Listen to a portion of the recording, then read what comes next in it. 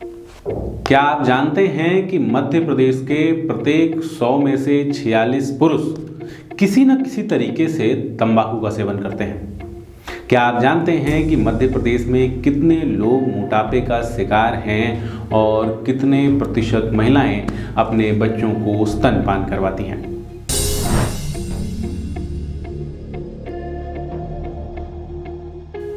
नमस्कार, मैं सौरभ कुमार। आप देख रहे हैं आयुध। आप सोच रहे होंगे ये क्या आंकड़ों की बातें लेकर बैठ गए। दरअसल ये आंकड़े बड़े महत्वपूर्ण हैं क्योंकि ये आंकड़े सरकार को, देश और प्रदेश की सरकार को ये समझने में मदद करते हैं कि क्षेत्र की स्वास्थ्य सुविधाएं कैसी हैं, जिनके आधार पर योजनाएं बनाई जाती हैं। और ये आंकड़े सरकार को मिलते हैं नेशनल फैमिली हेल्थ सर्वे से।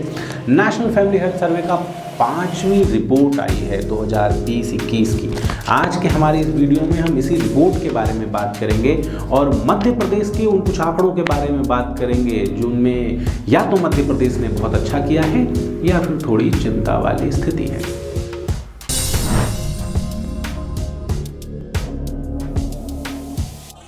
सबसे पहले शुरुआत करते हैं सेक्स रेशियो से, यानी कि प्रति 1000 पुरुष मध्य प्रदेश में कितनी महिलाएं हैं। 2015-16 के आंकड़े देखें तो मध्य प्रदेश में प्रति 1000 948 महिलाएं थीं।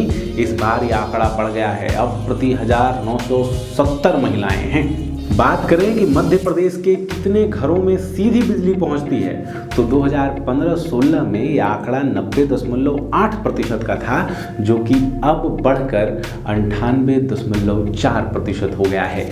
मध्य प्रदेश के लगभग 99% घरों में सीधी बिजली पहुंच रही है। एक और महत्वपूर्ण आंकड़ा कि मध्य प्रदेश के कितने घरों में क्लीन फ्यूल पहुंच रहा है, खाना बनाने के लिए साफ ईंधन पहुंच रहा है, एलपीजी पहुंच रहा है। इसके लिए सरकार ने भी, केंद्र की सरकार और प्रदेश की सरकार ने बहुत प्रयास किए हैं और इसका असर आंकड़ों में साफ दिख रहा है। 2015-16 के फैमिली हेल्थ सर्वे के अनुसार जहां 29.6% घरों में एलपीजी ईंधन, स्वच्छ ईंधन पहुंच रहा था, वहीं अब यह आंकड़ा बढ़कर 40.1% हो गया है। मोर्टालिटी रेट को लेकर मध्य प्रदेश हमेशा से विवाद रहता है। मध्य प्रदेश के ऊपर हमेशा उंगलियां उठती रहती हैं। मोर्टालिटी रेट हो गया मतलब कि प्रति 1000 बच्चे जिनका जन्म होता है उनमें से कितने बच्चे सर्वाइव कर पाते हैं। ये एक तरीके से आपके प्रदेश की जो आधारभूत संरचना है स्वास्थ्य की, उसके बारे में बताता है। तो इस आंकड़ों में मध्य प्रदेश ने लंबी छलांग लगाई है।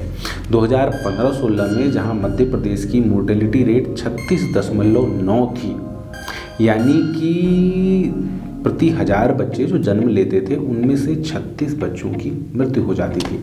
ये आंकड़ा घट के अब 29 पे आ गया है। इन आंकड़े में भारी कमी आई है। अगर आप इन्फेंट मोर्टेलिटी रेट देखें, जन्म लेते के साथ जो बच्चे हैं उनकी मोर्टेलिटी रेट देखें तो ये आंकड़ा 51.2 था, जो घट के 41.2 पे आ गया है। और वहीं अंडर 5 मोर्टेलिटी रेट देखें, 5 साल से कम उम्र के बच्चे, तो ये आंकड़ा 64.6 था, जो कि अब घट के 49.2 पर आ गया है। शिशु मृत्यु दर में ये जो कमी आई है, इस कमी का कारण ये भी है कि सरकार लगातार ये प्रयास कर रही है कि बच्चे हॉस्पिटल्स में हों, जो डिलीवरी होती है वो डिलीवरी हॉस्पिटल्स में हों, घरों में ना हो, क्योंकि वहाँ पे उनको उचित देखभाल नहीं मिल पाता। इसमें भी जो आंकड़े हैं, आंकड़े खुश करने वाले हैं। 2015-16 में 80.8 जो जन्म होते थे वो इंस्टीट्यूशनलाइज होते थे, किसी न किसी संस्था में होते थे, एक्सपर्ट्स की देख रेख में होते थे। यह आंकड़ा अब बढ़ के 90.7 पर आ गया है।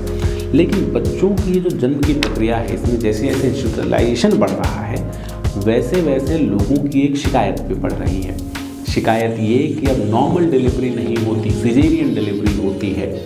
ऑपरेशन करने के बाद ही बच्चों का जन्म होता है। इससे माँ को कई तरह के कॉम्प्लिकेशंस भी आते हैं और लंबे टर्म में ये नुकसानदायक भी होता है, ऐसा डॉक्टर्स का, एक्सपर्ट्स का कहना है। तो आप अगर सिजेरियन डिलीवरी के आंकड़े देखिए तो ये आंकड़े भी उसी तरफ इशारा करते हैं जिसकी चिंता, जिसके ऊपर प्रश्न लोग कितने समय से उठा रहे हैं। अगर आप प्राइवेट हॉस्पिटल्स की स्थिति देखें तो प्राइवेट हॉस्पिटल में लगभग 52.3% डिलीवरीज हैं वो सिजेरियन होती हैं। लेकिन जैसे ही आप सरकारी अस्पताल के आंकड़े देखते हैं तो ये आंकड़े घट के 8.2 पर आ जाते हैं। ऐसा क्या डिफरेंस है सरकारी हॉस्पिटल और प्राइवेट हॉस्पिटल में कि प्राइवेट हॉस्पिटल में जाते ही आधे से ज़्यादा केसेस सिजेरियन के हो जाते हैं और सरकारी अस्पतालों में ये 100 में से 10 भी नहीं होते। इसके ऊपर एक प्रश्न पूछने की आवश्यकता है।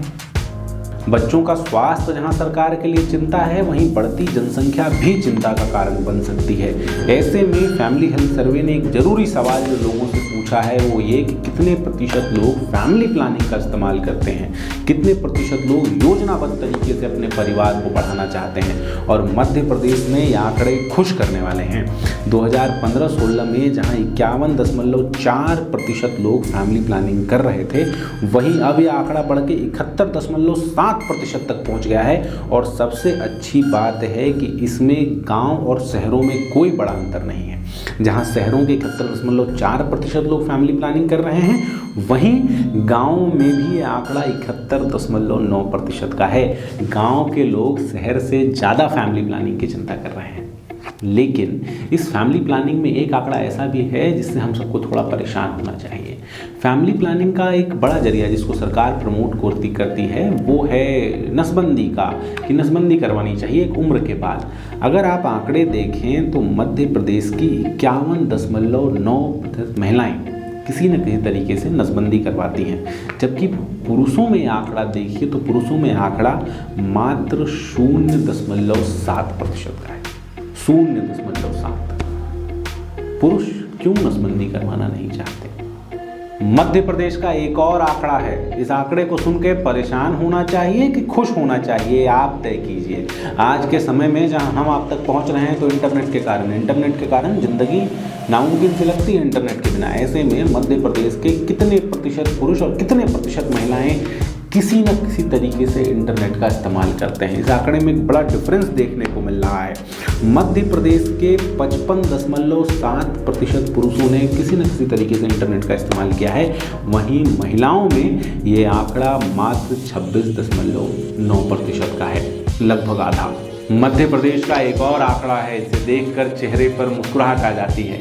ये सिर्फ नंबर्स नहीं हैं, ये नंबर्स साफ साफ दिखाते हैं कि किस तरह गांव तक, किस तरह आखिरी व्यक्ति तक लाभ पहुंच रहा है और महिलाएं लगातार सशक्त हो रही हैं। ये आंकड़ा है इस चीज़ का कि मध्य प्रदेश के कितनी प्रतिशत महिलाओं के पास अपना बैंक अकाउंट है और उस बैंक अकाउंट का वो इस्तेमाल भी खुद करती हैं।